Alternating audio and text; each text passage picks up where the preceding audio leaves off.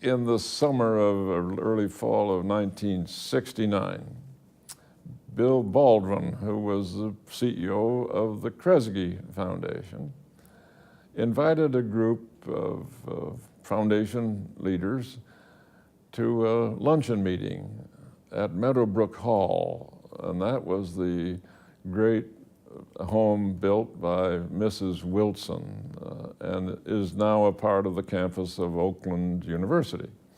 Anyway, we were invited to Meadowbrook Hall for lunch by Bill Baldwin, and Dr. Morris was going, and he invited me as vice president to go along. And that was wonderful because I met a lot of people I didn't know, and talking about what was going on in Washington in congressional hearings and decisions, which were then resulted in the Tax Reform Act of 1969. So suddenly I was in a different chair. So I called Bill Baldwin and said, Bill, you know, I'm concerned with this. We in Michigan in the foundation don't know each other. We'd never had a meeting. You had that nice luncheon. But I think we ought to have a second meeting, invite all we can. There was no list of foundations. We find as many foundations as we can and follow up in some way.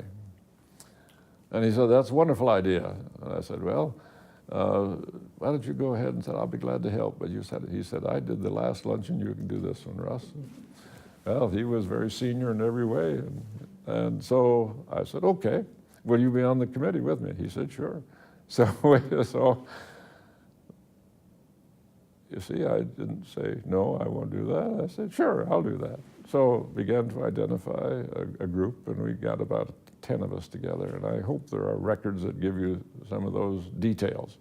But we had lunch, talked about this need, and decided, yes, we had about 10 in the planning group, but we had private foundations, and we had some family foundations that didn't have the kind of visibility of Mott and Kellogg and Kresge and a few others. There were a few community foundations in Michigan, and so Howard Callaward was in the group, Kalamazoo, and some corporate grant makers with the Ford Motor Fund, Ford Motor Company Fund, which is not the Ford Foundation. The Ford Foundation's in New York, and the Ford Motor Company Fund is in Michigan. So we drew together, tried to get a leadership group together, and we talked about this, and we decided that we needed to hold a meeting of broader involvement, identify and then invite, but to announce publicly so anyone interested in the foundation concept and participation would be welcome. And that this would be a meeting of two purposes. We wanted substance to talk about TRA 69 and the various components and the positives and how we help make that happen.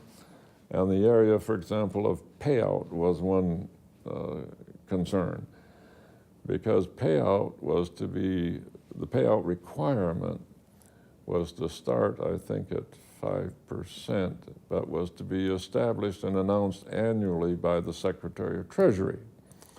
And it would be related to the interest rate on Treasury bills. And I'd be more specific than that. But that started to go up, and it eventually went up to 12 and 13%, which would be disastrous in the payout requirement on a private endowment. So we wanted to talk about substance then, the things that we thought everybody ought to react to positively, and then how we then can address other issues.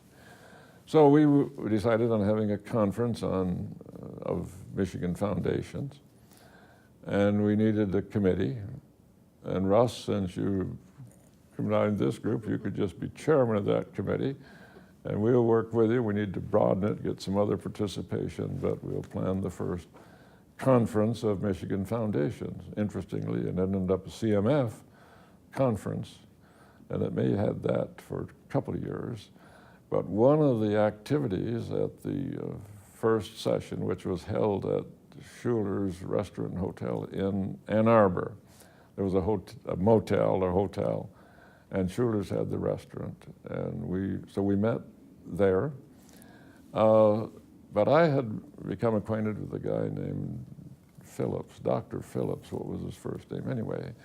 He had been a sociologist at Michigan State, and he was engaged in community development activities and so forth, and he had a discussion technique of if you had a large group, you get groups of six people around a table, and then you'd have a question for them, and they had 6 minutes to discuss it. So it was the Phillips 66 method, and that's when we had Phillips 66 gas. So this was the Phillips 66.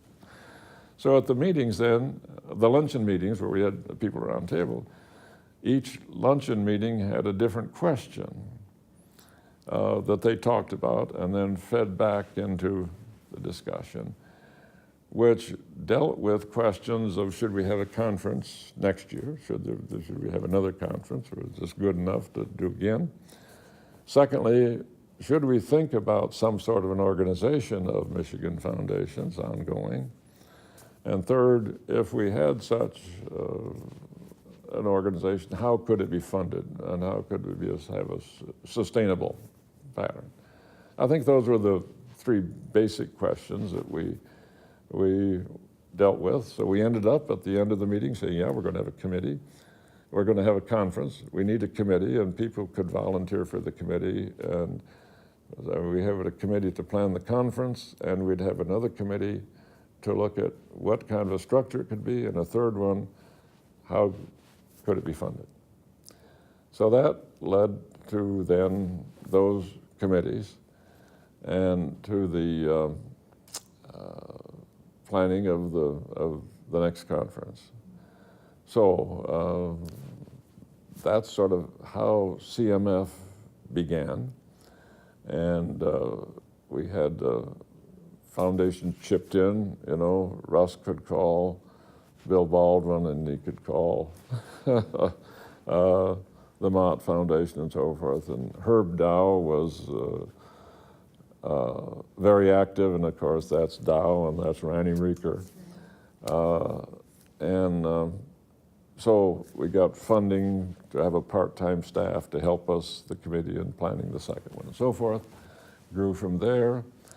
And then the part-time person moved to California, and we needed somebody. And there was a young lady, she was just a kid, who had come to the first meeting. She was a member of the board of trustees of the Grand Haven Community Foundation, and her name was Dottie Johnson. And I'm sure I'm factual on that. You've talked to her, but she came to and she became engaged in the planning and so forth. And it was just obvious then, if Dottie was available, she should be our executive director. And she agreed to do that. She had two little girls. I think they were still elementary, maybe preschool, kids, the little girls. And she said, but the office would have to be in Grand Haven. We can't disturb that. Mart has his business and his career. That's where we're living. We want the kids to go to school here. So if the office can be in Grand Haven. So the office is in Grand Haven. And a couple of foundations there helped make that possible, engagement. And so CMF, that's where it all started.